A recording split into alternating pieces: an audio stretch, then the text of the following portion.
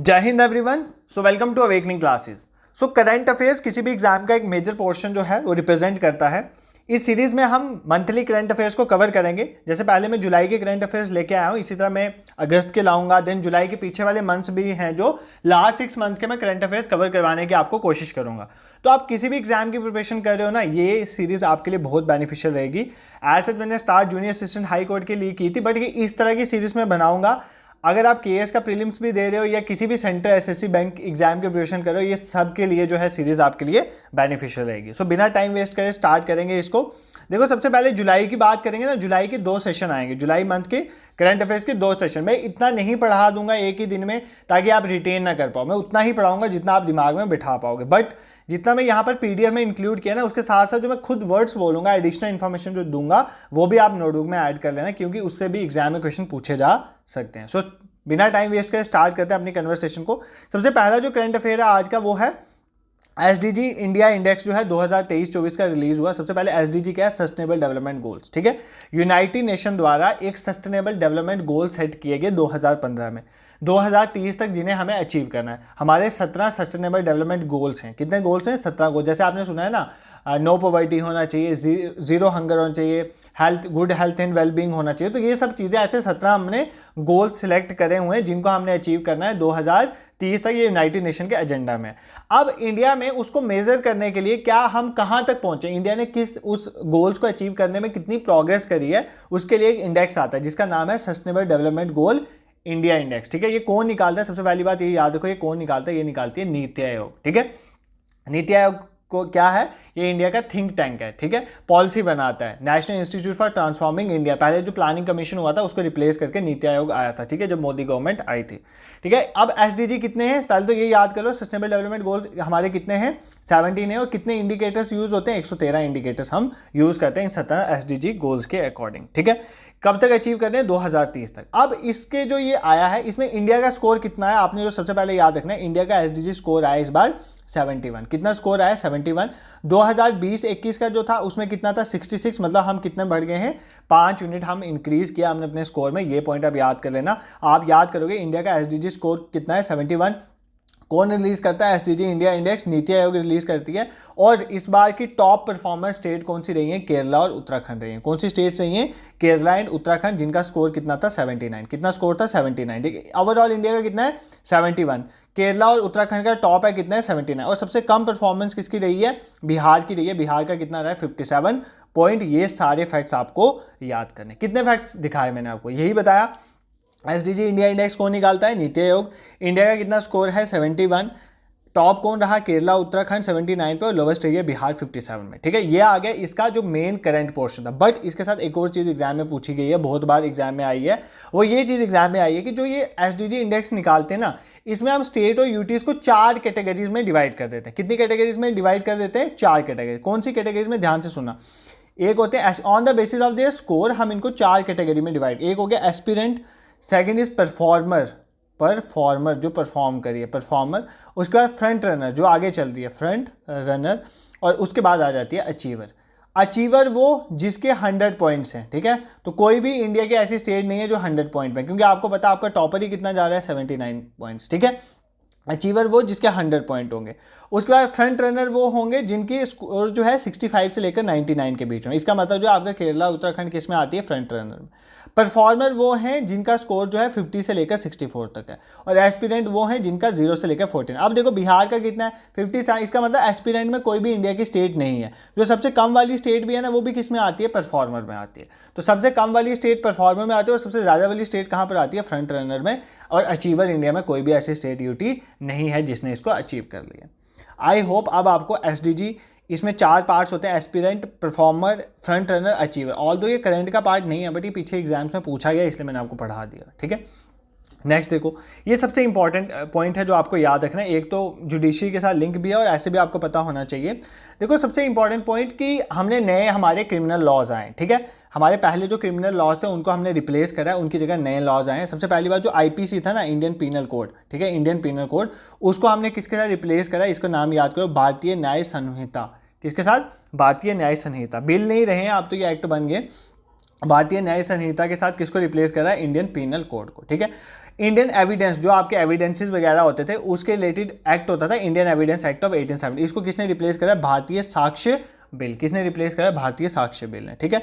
और जो सीआरपीसी था, क्रिमिनल प्रोसीजर कोड, ठीक है, 1973 में आया था, इसको भी रिप्लेस करा। किसने करा? भारतीय नागरिक सुरक्षा संहिता। किसने रिप्लेस करा? भारतीय नागरिक सुरक्षा संहिता। ये आपको पता होना चाहिए कि आईपीसी अब क्या है? भारतीय न्याय संहिता, और सीआरपीसी क्या है? भारतीय नागरिक सुरक्षा संहिता। ये याद कर लेना, कंफ्यूज मत तो जाना, ये आ सकता है एग्जाम में क्वेश्चन। और इंडियन एविडेंस एक्ट क्या है? भारतीय साक्ष्य बिल। भारतीय साक्ष्य एक्ट जो है अब बन चुका है, ये आपने याद रखना है, ठीक है। अब देखो, इसको बनाने के लिए ऐसे तो स्टार्टिंग में बहुत सारी कमेटीज़ का रोल है जिन्होंने बोला था बेसिकली इनको इनमें चेंजेस होने चाहिए, क्योंकि ब्रिटिश एरा के बने हुए हैं ना। देखो यार, 1872 का बना है, 1860 का बना, बड़े पुराने बने, इनको चेंज करना ज़रूरी था। बट जो मेन जिसकी रिकमेंडेशन पे ये चेंज हुए हैं ना, वो है रणबीर सिंह कमेटी। इससे पहले भी बहुत सारी कमेटी बनी थी, बट जो रणबीर सिंह कमेटी बनी थी ना 2020 में, इन तीनों कोर्स को जो रिव्यू करी थी, उसी ने बोला था बेसिकली इनमें चेंज करना। इसी रणबीर सिंह कमेटी का दूसरा नाम है committee for reforms in criminal laws, ठीक है, रिफॉर्म्स इन क्रिमिनल लॉज। ये रणबीर सिंह जी की अध्यक्षता में मिली थी, इसलिए इसका नाम रणबीर सिंह कमेटी भी है, ठीक है। Committee for reforms in criminal laws, CRCL committee भी इसको बोलते हैं, ठीक है, CRCL committee, committee for reforms in criminal laws, ठीक है, ये याद कर लेना। I hope this is clear to you, इसमें अब आपको कोई दिक्कत नहीं रही होगी। नेक्स्ट देखो, अब ड्यूरांड कप जो है, ड्यूरांड कप ट्रॉफी 2024 की, देखो ये इंपॉर्टेंट इसलिए, देखो ये जुलाई की न्यूज़ है, अभी मैं आपको क्लियर कर दूंगा। जुलाई में इसको प्रेसिडेंट द्रौपदी मुर्मू जी द्वारा इसको अनवील करा था, मतलब ये कब स्टार्ट होता है ट्रॉफी। पहली बात तो आपको पता होना चाहिए डुरांड कप जो है, डुरांड कप किसके साथ एसोसिएटेड है। तो सबसे पहले आपको ये पता होना चाहिए ये फुटबॉल के एसोसिएटेड, ये ओल्डेस्ट फुटबॉल टूर्नामेंट है एशिया का, ठीक है। अब आपने इतना याद नहीं रखना, आप बताओ बस इतना देखना कि हुआ कहाँ पर है। तो ये फुटबॉल कंपटीशन इंडिया में होता है, जो पहली बार हुआ था 1888 में शिमला में, ठीक है। हमें इतना नहीं याद करना पहली बार कहाँ पर हुआ था। इस बार का जो हुआ 2024 का, वो कहाँ पर हुआ? देखो बहुत सारी स्टेट ने मिलकर करा है, जैसे वेस्ट बंगाल कोलकाता में, कोखाजार, जमशेदपुर, शिलोंग, मेघालय में, ये सारे ने मिलकर जो है कलेक्टिवली होस्ट करा है डुरांड कप जो है 2024 का, ठीक है। अब इंपॉर्टेंट चीज़ आपको हो जाती है, इसको जीता किसने? ये जो इंडिया का डोमेस्टिक फुटबॉल कंपटीशन है डुरांड कप जिसे कहते हैं, इसको किसने जीता है वो आपने याद रखना है। देखो इस बार किसने जीता है इसको, पहले मैं 2023 का बता दूं, पहले 2023 का बता रहा हूं, उसके बाद 24 का बताऊंगा। 2023 में इसको जीता था मोहन बगान सुपर जायंट, ठीक है, इसने जीता था 2023 में। अब 2024 में पता क्या हुआ है, इसको ये हर बार मतलब ऑलमोस्ट जीतती है ये टीम, इस बार इसको हराया है, ये रनर अप रही है 2024 में। तो 2024 में कौन जीता ये याद कर लेना, north east United. North east United जो है वो विनर है 2024 डुरांड कप की, ठीक है, ये आप याद करोगे। डुरांड कप के बारे में ये आपने याद रखना, नॉर्थ ईस्ट यूनाइटेड जीती और किसको हराया? मोहन बगान जो सुपर जायंट है उसको हराया, ठीक है। I hope this is clear to you. ये कप इंपॉर्टेंट है, ये फुटबॉल ओल्डेस्ट है एशिया का और इंडिया का सबसे इंपॉर्टेंट फुटबॉल कंपटीशन है, तो इसके बारे में आप याद करोगे। Next is Paris Olympic. Although Olympics में मैं एक वीडियो लाऊंगा डेडिकेटेड, जिसमें मैं आपके Olympics as well as para Olympics को कवर करूंगा, बिल्कुल मतलब अच्छे फोटोग्राफिक वे में पीपीटी बना के पढ़ा दूंगा। बट आज भी मिस मत करना, आज भी ओलंपिक्स की मैक्सिमम चीज़ें आपको बता दूंगा। देखो ओलंपिक्स जो हुए 2024 के कहाँ पर हुए? पेरिस में, फ्रांस पेरिस में, ये आपको पता है। फ्लैग बेयरर्स, फ्लैग लेके कौन गए थे? पीवी सिंधु और अचंता शरद कमल गए थे, ये आपने याद करना। मस्कता ओलंपिक फ्रिज, ये आपने याद रखना है। देखो इसमें क्या क्या हुए इंपॉर्टेंट वो चीज़ें मैं आपको बताता हूँ, इसको छोड़ो, पहले सुन लो, ठीक है, ये लास्ट में पढ़ लेंगे। ये जो एक्चुअली ये जो चीज़ लिखी हुई है ना यहाँ पे, ये जस्ट जुलाई के करंट अफेयर, तो जुलाई में जो हुआ था वही लिखा गया। बट ओलंपिक्स तो अगस्त में भी चला था ना, तो अगले अगस्त की चीज़ें इसमें काउंट नहीं करी, मैं आपको सारी बता दूंगा। देखो सबसे आपने याद रखें कि सबसे पहली बात कि इंडिया की जो इस बार मेडल टैली हुई ओलंपिक्स में, उसमें मतलब अच्छा नहीं रहा। क्यों अच्छा नहीं रहा? क्योंकि जो हमारे टोक्यो ओलंपिक्स थे ना, उसमें हम 48th प्लेस में थे। कौन सी प्लेस में थे? 48th प्लेस में। और इस बार अगर हम बात करें हमारी मेडल टैली में, हम कौन सी पोजीशन में पहुंचे हैं? 71st पोजीशन में, ठीक है। इसका मतलब हमारा डिक्लाइन हुआ है, तो 48 से हम 71st पोजीशन में पहुंच गए, ये पॉइंट आपने याद रखना है, ठीक है। अब इस बार हमें मिला क्या? इस बार हमें एक सिल्वर मेडल मिला है, एक सिल्वर मेडल मिला है। वो सिल्वर मेडल किसको मिला है वो आप सबको पता है, नीरज चोपड़ा। हम गोल्ड एक्सपेक्ट कर रहे थे बट हमें सिल्वर मिला। एक सिल्वर मेडल नीरज चोपड़ा जी ने जीता है, वो मेंस जेवलिन थ्रो में पार्टिसिपेट करते हैं, ये आप सबको पता है, ठीक है। एक सिल्वर हमें मेडल मिला है और हमें क्या मिला है, और 5 हमें ब्रॉन्ज मेडल मिले, ठीक है, 5 हमें ब्रॉन्ज मेडल मिले, ये आपने याद कर लेना, ठीक है। This is clear. अब 5 ब्रॉन्ज मेडल किस में मिले हैं हमें वो भी देख लो, ये इंपॉर्टेंट है। एक तो इंडियन हॉकी टीम को मिला है, ये आपको पता होना चाहिए, जो हमारी मेंस हॉकी टीम है उसको ब्रॉन्ज मेडल मिला है। उसके बाद अमन शहरावत, इनका भी बहुत न्यूज़ में आया था, अमन शहरावत जो है इनको भी मिला है, इनको भी ब्रॉन्ज मेडल मिला है। ये फ्री स्टाइल रेसलिंग में है, ठीक है, 57 kg में खेलते हैं, तो इनको भी मिला है, ये याद कर लेना। अमन शहरावत को ब्रॉन्ज मेडल मिला है, ये मेंस 57 kg में फ्री स्टाइल इवेंट में पार्टिसिपेट करते हैं, ये याद कर लेना, ठीक है। उसके बाद मनु भाकर ये बहुत न्यूज़ में थी। मनु भाकर जो है इनको भी मिला है, इनको ब्रॉन्ज मेडल किस लिए मिला है, ये वुमेन, पहली बात तो ये वुमेन है, जो वुमेन 10 मीटर जो एयर पिस्टल इवेंट होता है ना, जिसमें मतलब वही एयर फायर करते हैं, 10 मीटर का एयर पिस्टल इवेंट में इनको ब्रॉन्ज मेडल मिला है मनु भाकर को, ये आपने याद रखना, ठीक है। अब इनके एक और चीज़ है, एक तो इन्होंने खुद भी जीता है ब्रॉन्ज मेडल, और दूसरा एक तो इन्होंने खुद ब्रॉन्ज मेडल जीता है, प्लस इन्होंने सरबजोत सिंह के साथ मिलकर, जो डबल एट खेलते हैं ना, सरबजोत मतलब सिंह के साथ मिलकर जो इनका जो टीम इवेंट होता है 10 मीटर एयर पिस्टल का ही, उसमें भी ब्रॉन्ज मेडल जीता है, ठीक है। तो मनु भाकर जी को 2 मेडल मिले हैं ब्रॉन्ज, एक तो इन्होंने सिंगल जीता है खुद, और दूसरा सरबजोत सिंह के साथ मिलकर जो है इनने 10 मीटर एयर पिस्टल में भी ब्रॉन्ज मेडल जीता है, ये पॉइंट भी आपको याद रखना है, ठीक है। अब कितने हो गए, एक और मेडल है जो जीता है, वो किसने जीता है, स्वप्निल कुसाले ने जो है, इन्होंने भी ब्रॉन्ज मेडल जीता है। ये 50 मीटर जो है राइफल 3 पोजीशन में खेलते हैं, ठीक है, मेंस 50 मीटर जो है राइफल 3 पोजीशन में खेलते हैं, और इनको जो है इनको भी ब्रॉन्ज मेडल मिला है, ठीक है। ये चीज़ें आपको याद रखें, ये कुछ इंपॉर्टेंट फैक्ट्स थे, हम देख लेंगे। बाकी जो ओलंपिक्स की overall plus as well as para Olympics की एक डेडिकेटेड वीडियो में आपके लिए लाऊंगा, उसमें मैं सारा आपको पढ़ा दूंगा, अभी आप इतना याद कर लो, उस टाइम आपको रिवीजन हो जाएगी, ठीक है। यही यहाँ पर लिखा हुआ है कि इंडियन शूटर जो है मनु भाकर और सरबजीत सिंह ने हिस्ट्री करी है, ब्रॉन्ज मेडल इनको मिला है, ठीक है। फर्स्ट एवर वुमेन बनी है जिन्होंने एक मेडल जीता है शूटिंग में ओलंपिक्स में, ये भी याद करना, मनु भाकर के बारे में इंपॉर्टेंट है, फर्स्ट एवर वुमेन है जिन्होंने मेडल जीता है शूटिंग में ओलंपिक्स में, ठीक है।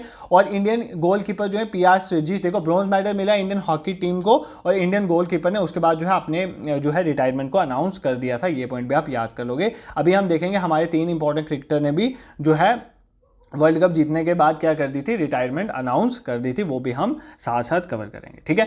उसके बाद अगर हम देखें इंपॉर्टेंट जो है वो है हमारा विंबलडन चैंपियनशिप। तो विंबलडन चैंपियनशिप की अगर मैं बात करूं तो विंबलडन चैंपियनशिप में कौन कौन जीता है, सबसे पहली बार विंबलडन चैंपियनशिप जो है किसके साथ एसोसिएटेड है वो आपको पता होना चाहिए, ये टेनिस के साथ एसोसिएटेड है। किसके साथ है, टेनिस टूर्नामेंट होते हैं।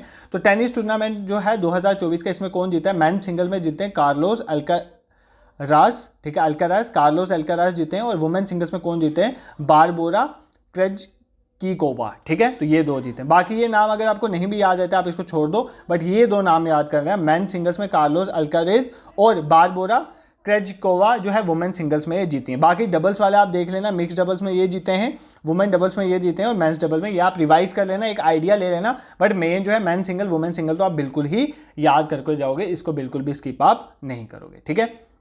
नेक्स्ट देखो, top Indian wrestler Vinesh Phogat clean the, हाँ ये विनेश फोगाट जी, इनका तो मतलब ओलंपिक्स में भी आपको पता है बहुत हुआ था, गलत क्या हुआ था कि ये फाइनल में पहुंचे थे। ये वुमेन्स 50 kg कैटेगरी में खेलती है ना विनेश फोगाट, ये आपको पता है। तो 50 kg कैटेगरी में खेल रही थी ओलंपिक्स में, बट इनको डिस्क्वालीफाई कर दिया गया फाइनल में, क्यों, क्योंकि इनका ओवर वेट था बाय 100 ग्राम, ठीक है। तो ये आपको पता होना चाहिए एक फैक्ट। और दूसरा ये जो न्यूज़ है बेसिकली जुलाई की, ये न्यूज़ इसलिए है कि विनेश फोगाट जी को 50 kg में गोल्ड मेडल मिला था, किसमें, ग्रैंड प्रिक्स ऑफ स्पेन। तो ये याद कर लेना, ग्रैंड प्रिक्स ऑफ स्पेन 2024 में इनको जो है गोल्ड मेडल मिला है, बट ओलंपिक्स में इनको फाइनल में जो है वो डिस्क्वालीफाई कर दिया गया था, क्यों, क्योंकि इनका ओवर वेट था बाय 100 ग्राम, ये पॉइंट भी आपने याद रखना है, ठीक है। This is clear. नेक्स्ट देखो, इंडिया की जो मेंस फुटबॉल टीम है उसकी पोजीशन क्या है जो फीफा की रैंकिंग हुई, ठीक है। इंटरनेशनल फुटबॉल फेडरेशन जो है वो जो रैंकिंग करती है उसमें इंडिया की मैन जो फुटबॉल टीम है उसकी पोजीशन क्या रही, 124th पोजीशन, और इसमें फर्स्ट पोजीशन में कौन सी टीम चल रही है आजकल, अर्जेंटीना, ठीक है। कौन सी चल रही है, अर्जेंटीना। आप मुझे बताओ अर्जेंटीना में कौन खेलते हैं, रोनाल्डो खेलते थे या मेसी खेलते थे, ठीक है, या आप मुझे बताओ कौन खेलते हैं इनमें से, किसमें, अर्जेंटीना वाली टीम में, ठीक है। ये पॉइंट आपने मुझे बताना है। नेक्स्ट देखो, नेक्स्ट क्या है, मनोला मार्क्वेज, ठीक है, वो नए हेड कोच बने हैं all India's man football team के, ठीक है, ऑल इंडिया फुटबॉल फेडरेशन, मतलब फुटबॉल टीम के, हमारे मैन फुटबॉल टीम के जो अपॉइंट हुए हैं न्यू हेड कोच, वो कौन है, मनोलो मार्क्वेज। ये पॉइंट आपने याद कर लें। देखो यार, ऑल्दो ये सब फैक्चुअल चीज़ें हैं, बट आपको इसको रटना ही पड़ेगा। बाद में पीडीएफ भी पढ़ लेना, अभी भी देख लो मनोला मार्क्वेस किसी भी तरह से रट लो या कोई ट्रिक बना लो, बट किसी भी तरह से आपको इसको याद करना ही पड़ेगा फॉर योर एग्जाम, क्योंकि ये इंपॉर्टेंट है, ठीक है, आप इसको स्किप नहीं कर सकते। नेक्स्ट देखो, ये इंपॉर्टेंट है कि आपको पता है वर्ल्ड कप जीता हमने, ठीक है, T20 वर्ल्ड कप हमने जीता। उस वर्ल्ड कप के जीतने के बाद विराट कोहली, रोहित शर्मा और रविंद्र जडेजा तीनों ने ही अनाउंसमेंट कर दी, ठीक है, वर्ल्ड कप विन के बाद। ये पॉइंट आपने याद रखना है, ठीक है। अब वर्ल्ड कप के बारे में देखते हैं। देखो जो T20 हमारा वर्ल्ड कप होता है वो इंडिया ने ना 2 बार जीता है, ठीक है, 2 बार जीता। एक कप जीता 2007 में, ठीक है, और दूसरा कप जीता 2024 में, ठीक है, 2024 में, इसी साल जो हमने जीता, ठीक है। इसको छोड़ के 2 और ऐसी कंट्रीज हैं जिन्होंने वर्ल्ड कप 2 बार जीता, जब वेस्ट इंडीज ने भी 2 बार जीता और इंग्लैंड ने भी 2 बार जीता, ये भी याद कर लेना, ठीक है। ये इंपॉर्टेंट है कि 2007 और 2024 में हमने 2 बार जो है वो वर्ल्ड कप को जीता है। 2007 में हमने पाकिस्तान को हरा के जीता था और 2024 में हमने साउथ अफ्रीका को हराया है वर्ल्ड कप में, ठीक है। ये कहाँ पर हो रहा था? यूएसए में। यूएसए और वेस्ट इंडीज मिलकर करवा रहे थे वर्ल्ड कप इस बार का, और इंडिया ने किसको हराया था? साउथ अफ्रीका को हराया था फाइनल में, ये आपको पता होना चाहिए, ठीक है। अब वर्ल्ड कप 2024 के बारे में कुछ इंपॉर्टेंट चीजें जो आप याद करोगे, एग्जाम में पूछी जा सकती हैं। कौन सी? सबसे पहली बात, प्लेयर ऑफ द मैच किसको मिला? फाइनल में प्लेयर ऑफ द मैच किसको मिला था? विराट कोहली को। किसको मिला था? विराट कोहली को प्लेयर ऑफ द मैच मिला था। Player of the match, tournament नहीं बोल रहा, प्लेयर ऑफ द मैच किसको मिला था? फाइनल में विराट कोहली को मिला था। प्लेयर ऑफ द टूर्नामेंट किसको मिला था? जसप्रीत बुमराह को। किसको मिला था? जसप्रीत बुमराह को। जसप्रीत बुमराह को प्लेयर ऑफ द टूर्नामेंट मिला था। ये पॉइंट आपने याद रखना है, ठीक है, ठीक है, ये इंपॉर्टेंट है। और सबसे ज्यादा विकेट्स किसने ली थी इस वर्ल्ड कप में? जो 2024 का वर्ल्ड कप हुआ था उसमें सबसे ज्यादा विकेट किसने ली थी? अर्शदीप सिंह ने। किसने ली थी? अर्शदीप सिंह ने। इन्होंने भी 17 ली थी। और अफगानिस्तान के जो थे फजल हक फारूकी, ये कहाँ के? अफगानिस्तान। इन्होंने भी 17 विकेट ली थी, मतलब अर्शदीप सिंह ने भी 17 ली थी और इन्होंने भी 17 विकेट ली थी, ये याद कर लेना, ठीक है। और सबसे कम स्कोर किसने दिया था? जसप्रीत बुमराह ने, ठीक है, क्योंकि इनकी जो इकोनॉमी देखी थी ना, मतलब 4.17 के करस्पॉन्डिंग इन्होंने रन दिया था। ये पॉइंट आपने याद कर लेना, ठीक है। ये इंपॉर्टेंट फैक्ट्स हैं जो याद करो। एक तो विराट कोहली को ये पूछता है, बहुत बार पूछता है, मैन ऑफ द मैच किस में फाइनल में किसको मिला था? तो विराट कोहली को मिला था, ठीक है। और प्लेयर ऑफ द टूर्नामेंट कौन रहे थे? जसप्रीत बुमराह। ये 2 फैक्ट तो आप बिल्कुल मतलब मिस नहीं करोगे, याद करोगे। और हराया किसको था? मतलब रनर अप कौन रहा था? South Africa. विनर कौन रहा था? इंडिया। और कहां पर मैच हुए हैं? यूएसए और वेस्ट इंडीज ने मिलकर इस इवेंट को होस्ट करवाया था और इंडिया 2 बार जीता है। ये कुछ इंपॉर्टेंट फैक्ट्स हैं जो आपने याद रखने, ठीक है। नेक्स्ट देखो, ये भी क्रिकेट एसोसिएटेड फैक्ट है। गौतम गंभीर जो है वो नए हेड कोच बने हैं इंडिया के मेंस क्रिकेट टीम के। ये पॉइंट आपको याद रखना। इन्होंने किसको रिप्लेस करा है? इन्होंने रिप्लेस करा है राहुल द्रविड़ को। किसको रिप्लेस करा है? राहुल द्रविड़ को। देखो ये जब होता था ना, टूर्नामेंट होता था, जब पहले मैचेस चलते थे, तो जब कमेंट्री बॉक्स में गौतम गंभीर खड़े होते थे वो कितना बोलते रहते थे, मतलब विराट कोहली के बारे में, MS धोनी के बारे में। बट जब से ये कोच हुए हैं तो कोहली के साथ तो बहुत अच्छे से इनका चलता है, ठीक है। तो याद कर लेना, गौतम गंभीर जो है अपॉइंट हुए as head coach of India's men cricket team. Next देखो, इंडिया के जो शूटिंग में अभिनव बिंद्रा, इनका नाम तो सब जानते हैं। इनको जो है ओलंपिक ऑर्डर मिला है। किसके साथ अवार्ड किया गया? ओलंपिक ऑर्डर के किसने दिया है? इंटरनेशनल ओलंपिक कमेटी द्वारा, उनकी outstanding contribution to the Olympic movement, ठीक है। देखो ओलंपिक्स में अभिनव बिंद्रा जी का बहुत बड़ा नाम है, क्योंकि इन्होंने एक तो 2008 के बीजिंग ओलंपिक्स में इन्होंने गोल्ड मेडल मिला था ना इनको, आपको पता है, शूटिंग में 10 मीटर राइफल में ही इनको गोल्ड मेडल मिला हुआ है। उसके बाद जो है इंडियन ओलंपिक्स को शूटिंग में वहां पर पहुंचाने के लिए भी इनका बहुत रोल है। इसको देखते हुए अभिनव बिंद्रा जी को ओलंपिक ऑर्डर के साथ सम्मानित किया गया। ये अवार्ड कौन देता है? इंटरनेशनल ओलंपिक कमेटी, अपनी इनकी contribution towards the Olympic movement, इसके लिए इनको इसके अवार्ड के साथ सम्मानित किया गया है। नाम याद कर लेना, अभिनव बिंद्रा। आप सबको अभिनव बिंद्रा जी के बारे में पता ही है, ठीक है। नेक्स्ट देखो, गगन नारंग, ठीक है। गगन नारंग जो है वो चीफ द मिशन बने हैं किसके लिए? Indian contingent to the Paris 2024 Olympics by the Indian Olympic है। देखो हर एक जो ओलंपिक की टीम जाती है ना ओलंपिक्स में, वो जो ओलंपिक्स की टीम जाती है उसके शेफ द मिशन बनते हैं, मतलब जो पूरे चीफ होते हैं उसका, जो पूरा देखते हैं उसका। तो वो कौन थे? गगन नारंग। ये पॉइंट याद करना है। इंडियन जो ओलंपिक एसोसिएशन है उन्होंने इंडियन कंटिजेंट के साथ इनको भेजा था, ठीक है। ये पॉइंट भी आप याद कर सकते हो। अब SCO की मीटिंग हुई है, शंघाई कोऑपरेशन ऑर्गेनाइजेशन की मीटिंग है। SCO आपको पता ही है, जिसका हेडक्वार्टर बीजिंग में है। इसकी मीटिंग हुई है रिसेंट। कहाँ पर हुई है? प्लेस याद कर लो, अस्ताना में। कहाँ पर? कजाकिस्तान में। कहाँ पर हुई है? कजाकिस्तान में। एग्जाम में पूछा जा सकता है। SCO की रिसेंट मीटिंग जो है वो कहाँ पर हुई है? जो इसकी मीटिंग हुई है 24th वाली, वो कहाँ पर हुई है? कजाकिस्तान में हुई है। ये पॉइंट भी आप याद करोगे, ठीक है। SCO में 2 चीज़ें आती हैं, एक तो एससीओ मेन है जिसका हेडक्वार्टर बीजिंग में, एक इसके अंदर रैट्स भी आता है। रैट्स क्या है? जो रीजनल एंटी टेररिस्ट स्ट्रक्चर है, उसका हेडक्वार्टर ताशकंद में है, उसका हेडक्वार्टर बीजिंग में नहीं है। रैट्स का हेडक्वार्टर ताशकंद में, इसी के अंदर आता है, एससीओ के अंदर रैट्स आता है, मतलब रीजनल एंटी टेररिस्ट, मतलब टेररिज्म के अगेंस्ट जो है जो स्ट्रक्चर है रीजनल एंटी टेररिस्ट स्ट्रक्चर, इसका हेडक्वार्टर ताशकंद में है। बट एससीओ का मेन हेडक्वार्टर कहाँ पर है? बीजिंग में, ये देख लेना, ठीक है। नेक्स्ट देखो, ये इंपॉर्टेंट टनल है, बीआरओ द्वारा बनाया जा रहा है, देखो यहाँ पर है ना, बीआरओ बॉर्डर रोड ऑर्गेनाइजेशन, ठीक है। शिंकुला टनल प्रोजेक्ट ये चल रहा है, मतलब ऑल वेदर कनेक्टिविटी कहाँ पर? लेह में प्रोवाइड करेगा ये, ठीक है। और ये जब कंप्लीट हो जाएगा, ये हाईएस्ट टनल होगा, सबसे ऊपर हाइट पे टनल होगा वर्ल्ड में, सिर्फ इंडिया की बात नहीं कर रहा, वर्ल्ड का सबसे हाईएस्ट टनल होगा जब ये कंप्लीट हो जाएगा। ये याद करिए, एक 4.1 किलोमीटर का टनल है, ठीक है। और इसकी हाइट पता है कितनी हाइट में है? 15,800 फीट की हाइट में, 15,800 फीट की हाइट में। जो दारचा रोड है ना, इसलिए यहाँ पे देखो ये लिखा हुआ है डीएस रोड, तो दारचा जो रोड है ना मेन, उसमें ऊपर ये टनल बन रहा है, लेह में होगा। जब ये कंप्लीट हो जाएगा, ये हाईएस्ट टनल हो जाएगा वर्ल्ड में। बीआरओ इसको प्रिपेयर करे, ठीक है। ये ऑल वेदर कनेक्टिविटी प्रोवाइड करेगा किसको?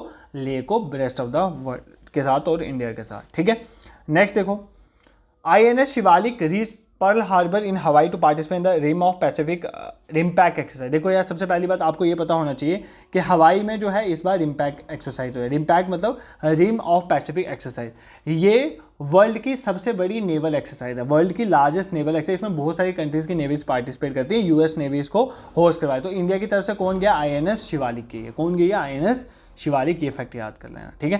ये पूछे गए एग्जाम्स, डिफरेंट एग्जाम्स में ये क्वेश्चन पूछे गए, कौन कौन सी मिलिट्री एक्सरसाइज किस में होती है। अगर सपोज करो कोई रिमपैक है तो वो कौन होस्ट करवाता है, और उसमें रिमपैक में इंडिया कौन सी अपनी फ्लीट भेजा है। तो ये कुछ इंपॉर्टेंट चीज़ें हैं जो एग्जाम के लिए आपको याद करनी होती हैं, ठीक है। नेक्स्ट देखो, नेक्स्ट क्या है?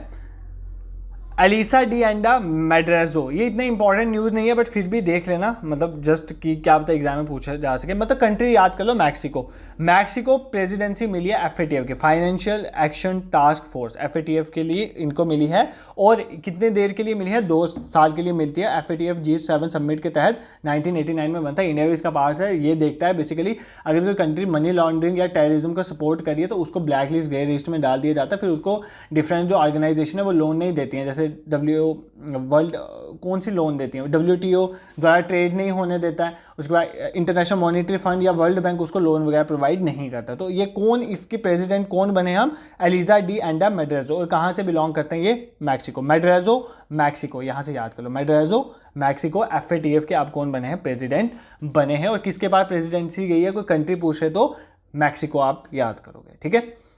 मूविंग टूवर्ड्स नेक्स्ट, ये 2 एक्सरसाइज हैं। एक्सरसाइज में आपको ये पता होना चाहिए कौन सी एक्सरसाइज इंडिया और किसके बीच में है। ये पता होना चाहिए मिलिट्री एक्सरसाइज है या एयरफोर्स की एक्सरसाइज है या नेवी की एक्सरसाइज है। ये पता, देख लो एक्सरसाइज में क्या क्या याद करना आपने, वो ध्यान से सुन लो। सबसे पहली बात, किस किस कंट्री के बीच में एक्सरसाइज है। दूसरी बात, कहाँ पर हुई इस साल। तीसरी बात कि मिलिट्री की है, एयर की है या नेवी की है, किसकी एक्सरसाइज है। जैसे इंडिया और मंगोलिया की ज्वाइंट मिलिट्री एक्सरसाइज हुई, कौन सी थी? Nomadic elephant. एग्जाम में क्वेश्चन पूछा भी गया और पूछा भी जाएगा। 4 एक्सरसाइज आ जाएंगी और डिफरेंट कंट्रीज आ जाएंगी। आपको बोला जाएगा कि ये इंडिया और किसके बीच में है, ठीक है। जैसे फॉर एग्जांपल मंगोलिया आ जाएगा, थाईलैंड आ जाएगा, ठीक है, और ऑस्ट्रेलिया आ जाएगा। और ये एक्सरसाइज दी जाएंगे और आपको बोलेगा मैच द कॉलम करो, इंडिया की किसके साथ होती है। तो इंडिया और मंगोलिया के बीच में जो मिलिट्री एक्सरसाइज होती है उसका नाम है नोमैडिक एलिफेंट, जो हुई है रिसेंटली, ठीक है। ये कहाँ पर हुई है? मेघालय में, मेघालय के उमरोई में हुई है, ठीक है। और इंडिया और थाईलैंड के बीच में जो मिलिट्री एक्सरसाइज होता है उसका नाम है मैत्री। ये कहाँ पर हुई है? थाईलैंड में हुई है, ये याद कर लेना, ठीक है। और इंडिया की एयरफोर्स की जो ऑस्ट्रेलिया में एक्सरसाइज हुई है उसका नाम है एक्सरसाइज पिच ब्लैक। क्या एक्सरसाइज का नाम है? Pitch black. उसमें इंडिया की एयरफोर्स ने पार्टिसिपेट करा और कहाँ पर हुई है? ये ऑस्ट्रेलिया में हुई है, ठीक है। इसी तरह एक जिमैक्स भी होती है, वो भी हुई थी। जिमैक्स किसके बीच में होती है? जापान और इंडिया की maritime exercise, Japan India maritime exercise JIMEX, वहाँ से आप याद कर सकते। तो ये याद कर लेना। इंडिया और Mongolia, India Mongolia nomadic, Mongolia मैडिक, नोमैडिक, यहाँ से याद कर लो। इंडिया और मंगोलिया के बीच में नोमैडिक एलिफेंट एक्सरसाइज हुई है, ठीक है। इंडिया और थाईलैंड के बीच में मैत्री एक्सरसाइज हुई है और इंडिया एयरफोर्स ने पार्टिसिपेट करा। एक्सरसाइज पिच ब्लैक कहाँ पर हुई है? 2024 की ऑस्ट्रेलिया में हुई है। ये फैक्ट भी आपको याद करना है, ठीक है। देखो मैं मिक्स इसलिए चीज़ें डाली हैं ताकि आप मतलब ऐसे ना बोर नहीं हो जाओ, आपको कुछ अलग अलग तरह का आना है। अगर सिर्फ मैं मिलिट्री एक्सरसाइज ही शुरू कर देता हूँ तुम तो पागल हो जाते। 2-3 याद आती उसके बाद कुछ याद नहीं रहना था।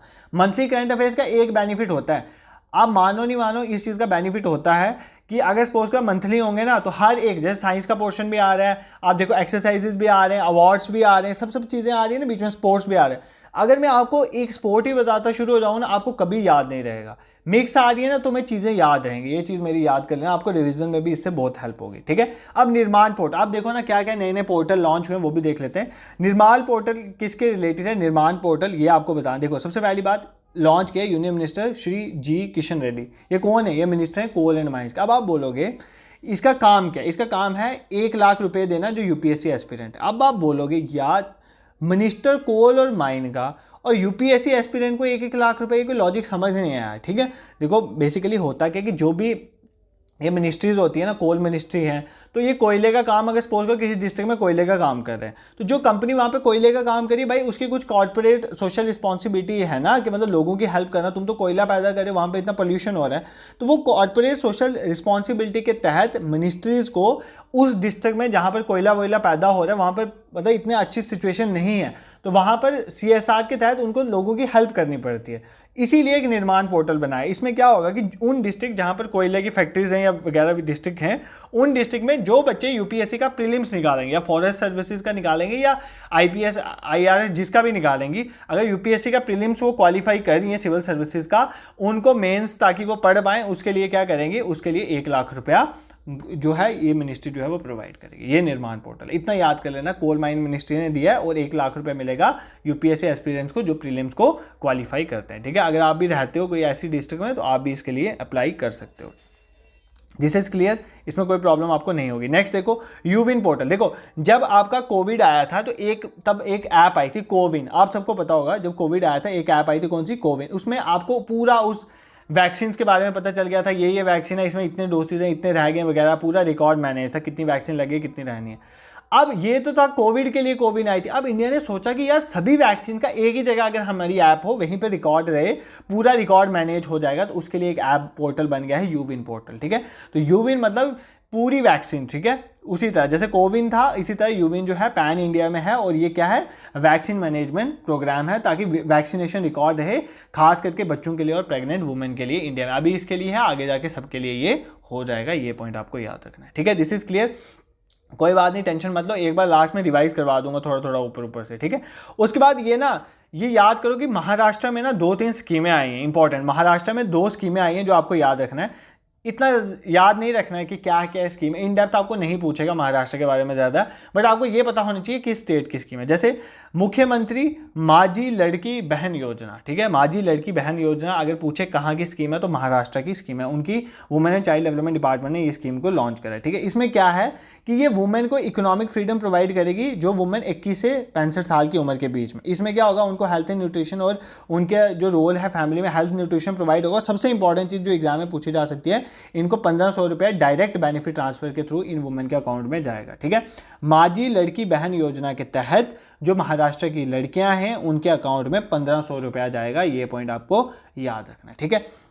अब लड़के रहेंगे बेचारे, तो लड़कों के लिए लाडला भाई योजना है। किसके लिए? लड़कों के लिए, ठीक है, बॉयज़ के लिए, ठीक है। चीफ मिनिस्टर एकनाथ शिंदे ने अनाउंस करा था लाडला भाई योजना किसके लिए? बॉयज़ के लिए। अब लाडला भाई योजना में क्या है? लाडला भाई योजना में कुछ नहीं है, जस्ट 2-3 चीज़ें आपने याद रखनी है। अगर कोई पर्सन जो है, मतलब ये बॉयज़ को है ताकि वो स्किल अपनी डेवलप कर पाएँ। अगर फॉर एग्जाम्पल कोई लड़का है वो 12वीं पास है तो उसको 6,000 रुपये महीना मिल जाएगा। और अगर सपोज करो कि डिप्लोमा होल्डर है 8,000 रुपये, आई थिंक 8,000 रुपये महीना मिलेगा। और अगर कोई ग्रेजुएट है तो 10,000 रुपये महीना मिलेगा। जॉब नहीं मिल रही है तो उनको स्किल करना है ना, कुछ कर रहे हैं वो, तो उसके लिए बेसिकली ये स्कीम है। आपने ये अमाउंट याद नहीं रखना, जस्ट याद रखना लाडला भाई, और जो महिलाओं के लिए स्कीम है वो कहाँ के लिए? महाराष्ट्र के लिए, जो स्कीम मैंने आपको बताई, ठीक है। नेक्स्ट इज प्रधानमंत्री सूर्य घर मुफ्त बिजली योजना। ये भी एक स्कीम आई। देखो प्रधानमंत्री सूर्य घर योजना तो पहले ही चल रही थी, उसमें क्या था? सोलराइजेशन करनी थी। हमने क्या करनी थी? मतलब सोलर पैनल लगाए थे सबकी, मतलब जो एक स्कीम आई थी प्रधानमंत्री सूर्य घर योजना, उसमें क्या था?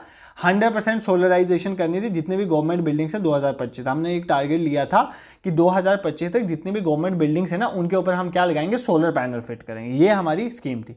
अब उसके साथ जो है मुफ्त बिजली योजना जब जुड़ गया, इसमें क्या है? बेसिकली इस स्कीम में हम फ्री इलेक्ट्रिसिटी सभी घरों को प्रोवाइड करेंगे इंडिया में। किसके थ्रू? सोलर पैनल के थ्रू। ये बेसिकली स्कीम थी, ठीक है। तो बेसिकली ये स्कीम जो है फरवरी 2024 में लॉन्च होती है। इस स्कीम में बोला जाता है कि सभी हाउस होल्ड जो इंडिया में उनको फ्री इलेक्ट्रिसिटी प्रोवाइड होगी। इसमें बेसिकली होगा क्या, जो घर जो हैं उनको सब्सिडी दी जाएगी ताकि वो अपने घरों के ऊपर सोलर पैनल लगाएं, ठीक है। 40% कास्ट जो है सोलर पैनल की वो सब्सिडी में ही चल रही है, आपने 60% देना है। तो ये एक्सपेक्ट किया जा रहा है कि 1 करोड़ हाउस होल्ड को इस स्कीम से बेनिफिट होगा, ठीक है। ये आपको याद रखें। तो मुफ्त बिजली जो पीएम सूर्य घर मतलब सूर्य देव से जो सोलर इलेक्ट्रिसिटी पैदा होगी उसी की हेल्प से हम इसमें काम करेंगे, ये पॉइंट आपने याद रखें, ठीक है। ये इकोनॉमिक सर्वे का कुछ इतना इंपॉर्टेंट नहीं था, बट हाईएस्ट एनुअल ग्रोथ देखी गई है फॉरेक्स रिजर्व, मतलब फॉरेक्स रिजर्व हमारा सबसे ज़्यादा बड़ा है किसमें, इस इकोनॉमिक सर्वे के अकॉर्डिंग इंडिया में, ठीक है। मतलब ग्रोथ सबसे ज़्यादा इंडिया में हुई है फॉरेक्स रिजर्व। फॉरेक्स रिजर्व होता है डिफरेंट कंट्रीज़ की जो करेंसीज हैं वो इंडिया में पड़ी हुई हैं, हमारा फॉरेक्स रिजर्व होता है, ठीक है। नेक्स्ट ये इंपॉर्टेंट है, वो इतना इंपॉर्टेंट नहीं, ये इंपॉर्टेंट न्यूज़ है। देखो अभी एक इंडेक्स निकाला जाता है, क्या निकाला जाता है, एक इंडेक्स निकाला जाता है। इस इंडेक्स का क्या नाम है, एक बेसिकली जस्ट कहेंगे तो इसरो की एक रिपोर्ट है। क्या है, इसरो की एक रिपोर्ट है। इसरो की रिपोर्ट है जिसका नाम है इसरो लैंडस्लाइड इंडेक्स। क्या है, लैंडस्लाइड इंडेक्स। किसने निकाली है, सबसे पहली बात आपने याद रखनी है किसने निकाली है, इसरो ने निकाली है। इनकी इस रिपोर्ट के अकॉर्डिंग, ध्यान से याद करना, इनकी इस रिपोर्ट के अकॉर्डिंग रुद्रप्रयाग और टेहरी डिस्ट्रिक्ट, कहाँ पर, उत्तराखंड में, ये इनको फर्स्ट रैंक और सेकंड रैंक मिला है। किसमें, among 147 district from across the country which are prone to landslide, मतलब जहाँ पर सबसे ज़्यादा लैंडस्लाइड होने के चांसेस है। 147 डिस्ट्रिक्ट को डिस्कवर करा गया, पढ़ा गया, और रुद्रप्रयाग और तहरी जो है ये फर्स्ट और सेकंड डिस्ट्रिक्ट आई हैं किसमें, जिनमें सबसे ज़्यादा प्रोन है लैंडस्लाइड, सबसे ज़्यादा लैंडस्लाइड आने के चांसेस इन 2 डिस्ट्रिक्ट में। ये फैक्ट आपको याद रखना है, ठीक है। दिस इज क्लियर, कोई इतना डिस्ट्रिक्ट नहीं प्रॉब्लम नहीं होनी चाहिए आपको। नेक्स्ट देखो, आरबीआई ने प्रोजेक्ट नेक्सस को ज्वाइन कर लिया, ठीक है, जिसकी वजह से क्या होगा, multilateral cross border instant payment system होगा 2026 तक। छोड़ो यार इंग्लिश नहीं देखने, आराम से देखो। एक प्रोजेक्ट नेक्सस चल रहा है, उस प्रोजेक्ट में पता है क्या, एक इंटरनेशनल लेवल पे इनिशिएटिव है जिसमें हम क्या करेंगे, फॉर एग्जाम्पल इंडिया का यूपीआई है ना, फास्ट पेमेंट सिस्टम है, ऐसे किसी और कंट्री का कुछ और होगा। अगर हम सभी कंट्रीज के जो फास्ट पेमेंट सिस्टम हैं उनको आपस में जोड़ देते हैं तो आप क्रॉस बॉर्डर जो है रिटेल पेमेंट बहुत जल्दी हो जाए। फॉर एग्जाम्पल अगर मैं कोई चीज़ यूएसए से खरीद रहा हूँ ना, वो भी एक तरह की रिटेल पेमेंट हो जाएगी। जैसे अभी मुझे ऑनलाइन शॉपिंग करनी है, जैसे अभी आपको बिग बिलियन सेल और वो चल रही है ना, कौन सी, द ग्रेट इंडियन सेल जो होती है अमेजॉन की, वो चल रही है 1-2 दिन से, मतलब धड़ाधड़ लोग एचडीएफसी का क्रेडिट कार्ड ढूंढ रहे हैं। एचडीएफसी क्रेडिट कार्ड है नहीं है तो एसबीआई क्रेडिट कार्ड है, डिस्काउंट देख देख के। तो बेसिकली वही है, अगर देखो कितनी जल्दी हमारे यहाँ पे हो जाती है। इसी तरह से अगर सपोज करो डिफरेंट कंट्रीज के जो अपने अपने सिस्टम है उनको हम कनेक्ट कर दें तो वही इतनी फास्टली हम यूएसए से भी इंपोर्ट कर सकते हैं चीज़। तो वही बोल रहा है बेसिकली, ठीक है। तो आरबीआई ने भी इसको ज्वाइन कर दिया, इस इनिशिएटिव को ज्वाइन कर दिया। 2026 तक जो है मल्टीलेटरल जो कंट्रीज हैं वो cross border instant payment system को आपस में कनेक्ट कर लेंगे, ये याद कर लेना, ठीक है।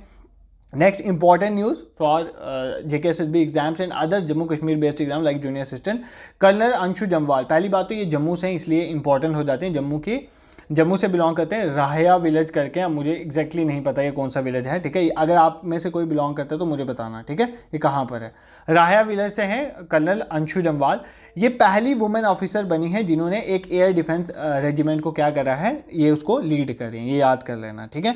ये 2006 में इन्होंने OTA ज्वाइन करा था, ऑफिसर ट्रेनिंग अकेडमी, आपको पता है चेन्नई में, और ये गांधीनगर में गवर्नमेंट कॉलेज फॉर वुमेन वहाँ से ग्रेजुएट हुई हैं, जिसका नाम अभी किसके नाम पे रखा गया है या आप मुझे कमेंट सेक्शन में बताओगे, ठीक है। आपको पता होना चाहिए गवर्नमेंट कॉलेज फॉर वुमेन जो है गांधीनगर, आप उसका नाम चेंज किया और किसके नाम पे रखा गया। नेक्स्ट इंपॉर्टेंट, ये भी याद कर लो, कैप्टन सुप्रीता सीटी जो है ये कहाँ की है, मैसूर की, और ये पहली वुमेन ऑफिसर बनी है corps of army air defence की, जिनको सियाचिन ग्लेशियर में डिप्लॉय किया गया। तो ये याद कर लें, कहाँ की है ये, corps of army air defence की पहली वुमेन ऑफिसर जिनको डिप्लॉय किया गया है सियाचिन ग्लेशियर में, उनका नाम है कैप्टन सुप्रीता सीटी, ठीक है। कहाँ से, ये मैसूर से बिलोंग करती हैं। नेक्स्ट देखो प्रोजेक्ट अस्मिता, तो ये जस्ट इतना याद करो प्रोजेक्ट अस्मिता में क्या है। देखो अस्मिता की फुल फॉर्म देखो, अस्मिता की फुल फॉर्म है augmenting study material in Indian language through translation and academic writing, ठीक है। इतनी बड़ी फुल फॉर्म है, सुन लो क्या है full form, augmenting study material को ऑगमेंट करना, बढ़ाना इंडियन लैंग्वेजेस में, ठीक है, Indian languages through translation academic writing, मतलब जितनी भी हमारी इंपॉर्टेंट एकेडमिक राइटिंग्स है ना उनको हम ट्रांसलेट कर रहे हैं इंडियन लैंग्वेजेस, मतलब हम इंडियन लैंग्वेजेस में बुक्स लिख रहे हैं अपनी। तो यूजीसी में यूनिवर्सिटी ग्रांट कमीशन जो है उन्होंने इस प्रोजेक्ट को लॉन्च करा है, जिसकी वजह से हम 22,000 बुक्स जो हैं वो इंडियन लैंग्वेजेस में जो है नेक्स्ट 5 ईयर में ट्रांसलेट करेंगे। ये पॉइंट आपको याद है, किसका प्रोग्राम है, यूजीसी का है, और इसमें होता क्या कि इंडियन लैंग्वेजेस में बुक्स जो हैं वो लिखी जाएंगी। इतना ही याद कर लोगे तो काम बन जाएगा। नेक्स्ट देखो, India has assumed the chairmanship of Asian disaster preparedness centre for year 2024-25। तो इंडिया ने चेयरमैनशिप मिली है इंडिया को किसकी, एशियन डिजास्टर प्रिपेयर्डनेस सेंटर के लिए, बस इतना याद कर लो, इसमें कुछ ज़्यादा नहीं देखना है। Grow with trees, grow with the trees, trees के साथ ग्रो करो। ये प्लांटेशन ड्राइव कहाँ पर चल रही है? श्रीनगर में। और किसने लॉन्च करा? बीएसएफ ने। बीएसएफ ने अकेले नहीं लॉन्च करी है, एसबीआई के साथ मिलकर, स्टेट बैंक ऑफ इंडिया के साथ मिलकर बीएसएफ ने, जो बीएसएफ का हेडक्वार्टर है श्रीनगर में, वहाँ पर ये लॉन्च करा है एक प्लांटेशन ड्राइव, मतलब पेड़ लगाओ वाली, ग्रो विद द ट्रीज। तो किसके लिए? इन्वायरमेंट सस्टेनेबिलिटी को बढ़ाने के लिए। तो इसमें तो आपको पता होना चाहिए, बस आपको जगह याद करनी, ठीक है। उसके बाद नेक्स्ट देखो, जो आपके डॉक्टर जितेंद्र सिंह हैं, इन्होंने एशिया का, ये इंपॉर्टेंट न्यूज़ है, एशिया का पहला हेल्थ रिसर्च सेंटर जो प्री क्लिनिकल नेटवर्क फैसिलिटी है, मतलब जो टेस्टिंग वगैरह होती है ना क्लिनिकल ट्रायल से पहले, तो उसके लिए जो है इनैगोरेट किया है। कहाँ पर? फरीदाबाद में। देखो एशिया का पहला है, इंडिया का नहीं, एशिया का पहला, तो आपके लिए ये इंपॉर्टेंट हो जाता है एग्जाम के लिए, ये प्रिपेयर करके जाना, ठीक है। तो कहाँ पर हुआ है? फरीदाबाद में। ये फैक्ट आप याद करोगे। अब नेक्स्ट पूछ रहा है प्रोजेक्ट परी के बारे में, बस यही पेज कवर करेंगे, बाकी हम बाद में देखें। प्रोजेक्ट परी के बारे में पूछ रहा है। प्रोजेक्ट परी जो है for the 46th world heritage committee meeting, कुछ नहीं है। देखो जो परी की फुल फॉर्म देखो पहले, परी ये कोई पापा की परी नहीं है, परी is public art of India. Jokes में लेना यार इस बात को, अब कमेंट सेक्शन में शुरू मत हो जाना मेरे को, ऐसा क्यों बोला, पापा की परी नहीं, पापा के परे, ऐसे नहीं होता है। प्रोजेक्ट परी, परी की फुल फॉर्म क्या है? Public art of India. क्या होता है? पब्लिक आर्ट ऑफ इंडिया, ठीक है, पब्लिक आर्ट ऑफ इंडिया। परी क्या है बेसिकली? देखो मिनिस्ट्री ऑफ कल्चर ने एक इनिशिएटिव स्टार्ट करा है। इसमें क्या होगा? इंडिया की जो हमारी धरोहर है, रिच हेरिटेज है, उसको हम पब्लिक आर्ट इंस्टॉलेशंस में बताएंगे और शोकेस करेंगे। तो ये बेसिकली है। और ये किस में हुआ? Basically 46th world heritage committee की मीटिंग इंडिया में हो रही है इस बार, तो उसमें जो है हुई थी, तो प्रोजेक्ट परी उसमें आया था। ये किसका है? मिनिस्ट्री ऑफ कल्चर का, जिसमें हम अपनी जो हमारी धरोहर है ना हेरिटेज की, उसको जो है वो रिप्रेजेंट करेंगे, ठीक है। पब्लिक आर्ट ऑफ इंडिया, परी की फुल फॉर्म याद कर लेना, ये मतलब बहुत अच्छी सी फुल फॉर्म है, ये पूछी जा सकती है। नेक्स्ट इज संपूर्णता अभियान, ठीक है।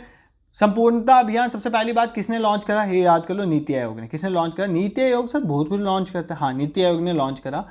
इसमें है कि बेसिकली जो कुछ इंपॉर्टेंट एरियाज है ना, उन सेक्टर्स में हमारी जो aspirational district and block programme चल रहा है ना, उसमें हम क्या करेंगे? डेवलपमेंट को बढ़ाएंगे, ठीक है। अब एस्पिरेशनल डिस्ट्रिक्ट और ब्लॉक अवेयरनेस प्रोग्राम जो है ऑलरेडी इंडिया में चल रहा है, इन डेप्थ मत जाओ, बस इतना याद रखो, संपूर्णता अभियान नीति आयोग ने स्टार्ट किया। 3 महीने की कैंपेन है, 4 जुलाई से लेकर 3 सितंबर तक चलेगा, जुलाई अगस्त सितंबर, ठीक है। इसमें हम क्या करेंगे? इसमें हम एक्सेलरेट करेंगे डेवलपमेंट प्रोजेक्ट को, जो हमारी एस्पिरेशन डिस्ट्रिक्ट और ब्लॉक्स हैं वहाँ पर, ठीक है। नेक्स्ट, लाओस जो कंट्री है ना, लाओस, लाओ पीडीआर, लाओ पीपल डेमोक्रेटिक रिपब्लिक, उन्होंने एक स्टैंप रिलीज करी है जिसमें वो क्या शो केस कर रहे हैं? श्री राम लला ऑफ अयोध्या, ठीक है। तो ये याद करना है कौन सी कंट्री है? Laos. Next is moidams of Assam. तो मोइदम्स ऑफ असम जो है 43rd UNESCO world heritage site बनी है कल्चरल कैटेगरी में, ठीक है। इंडिया की कितनी यूनेस्को वर्ल्ड हेरिटेज साइट है? 43। अब 43 में से इंपॉर्टेंट लास्ट 2-3 याद कर लें जो अभी रिसेंट ऐड हुई हैं। जैसे 40 बता दें, 40th ऐड हुई थी धोलावीरा। धोलावीरा कहाँ पर है? गुजरात में। ये याद कर लेना यार, भूलना मत। धोलावीरा जो है वो कहाँ पर है? गुजरात में। ये जो यूपीएससी के प्रीलिम्स में क्वेश्चन पूछा गया था वर्ल्ड हेरिटेज साइट्स पे इंडिया की, ठीक है। 40th कौन सी है? धोलावीरा, ठीक है। 41st कौन सी है? शांति निकेतन। कौन सी है? शांति निकेतन। शांति निकेतन रविंद्रनाथ टैगोर जी के साथ एसोसिएट है शांति निकेतन, वो है 41st, ठीक है। 42nd फिर कौन सी ऐड हुई? होयसाला टेम्पल्स। कौन सी हुई थी? होयसाला टेम्पल्स जो है वो कहाँ के? कर्नाटका के होयसाला टेम्पल जो है वो ऐड हुए थे 42nd। 43rd मैंने आपको बता दिया, मोइदम्स ऑफ असम, अहोम किंगडम से, जो अहोम डायनेस्टी से बिलोंग करते थे। And the last current affair for today's lecture is prime minister Shri Narendra Modi ji was officially presented with Russia's highest civilian honour. तो प्राइम मिनिस्टर मोदी जी को रशिया का सबसे बड़ा जो सिविलियन ऑनर है, जो सिविलियंस को मिलता है, order of Saint Andrew the apostle, उसके साथ सम्मानित किया गया। इसके साथ आज के इस लेक्चर को हम कंक्लूड करेंगे। इसके बाद जो करंट अफेयर्स थे, आप ये नहीं बोलना कि मैंने डाले नहीं है, मैंने बिल्कुल डाले हुए हैं, बट ये मैं अभी आपको नहीं पढ़ाऊंगा। अब इतने नहीं हैं, ये कुछ ही फैक्ट हैं। इसके बाद इंपॉर्टेंट अभी मैं ऐड करूंगा, ठीक है। और फिर आपकी जुलाई की पीडीएफ जो है वो मिल जाएगी और ये कंप्लीट हो जाएगा। देखो लेक्चर 2-3 दिन लग गए ना, कभी कभी क्या होता है, कुछ ऐसी चीज़ें होती है ना जिसमें टाइम लगता है। तो अब करंट अफेयर्स ऐसे ही ले आने हो तो मैं ले आता, बट मुझे वो भी चाहिए जो इंपॉर्टेंट हो, और फिर आपको बताने भी हैं अच्छे से, तो साथ में चीज़ें भी बतानी है, तो वो करने हुए टाइम लग जाता है उन चीज़ों में। तो कभी 1-2 दिन क्लास नहीं आए ना, सोच लेना सर कहीं ना कहीं लगे ही हुए हैं, ये समझ लिया करो, ठीक है। बाकी तब मैंने आपको बताया हुआ, फ्री तो बैठना नहीं, आपको डिफरेंट प्लेलिस्ट पड़ी हुई है, आप उनसे पढ़ते चलो। आपका सिलेबस मैंने आपको, देखो जिसने भी अभी तक जूनियर असिस्टेंट हाई कोर्ट का फॉर्म भरा हुआ है, बट उसने मेरी 3-4 दिन पहले जो स्ट्रेटेजी वाली वीडियो आई थी, एक रोड मैप आया था, वो नहीं देखा है ना, फिर आप मेरे इस इनिशिएटिव का फायदा नहीं उठा पाओगे, ये बात मेरी याद रख लेना। उसमें मैंने आपको बोला हुआ है कि आपने कहाँ कहाँ से पढ़ना है, जब मेरी क्लास नहीं आ रही है तब कहाँ से पढ़ना है, डेली करंट अफेयर्स कहाँ से देखने हैं, ठीक है, और कैसे पढ़ना है, ये सारा मैंने वहाँ पर बताया। उस वीडियो को देख लो, मैं डिस्क्रिप्शन में भी डाल दूंगा, ठीक है। और बाकी कमेंट सेक्शन में बताना, आप सबकी राय आज कमेंट सेक्शन में मायने रखेगी, क्योंकि आप जो बताओगे ना कमेंट सेक्शन में कि कैसे लगा आपको ये करंट अफेयर्स का लेक्चर और किस तरह से आपको चाहिए, फिर मैं उसी बेसिस में लाने की कोशिश करूंगा। बाकी अपने एंड पे जितना हो सका मैंने आपके लिए किया, और अगर आपको ये हमारा इनिशिएटिव पसंद आ रहा है तो आप इस चैनल को ज़रूर शेयर करें towards others, to your friends and those who are preparing for specially for JKSSB exam. क्योंकि देखो यार, अगर मैंने कोई इनिशिएटिव स्टार्ट किया है, अगर मैं 100 बच्चों को पढ़ा रहा हूँ, 1000 को पढ़ा रहा हूँ, 10,000 को, मेरी तो मेहनत इक्वली लग रही है। और जब उन तक पहुँचेगा ना जो गांव के बच्चे, तब मुझे भी ऐसे लगेगा कि यार जैसे वो आते हैं ना 50% of on this occasion, 60% of, मुझे ऐसा लगता है मैं रोज़ 100% ऑफ देता हूँ, ठीक है। तो वो पहुँचना चाहिए बच्चों तक। This is it for today, thank you so much for watching.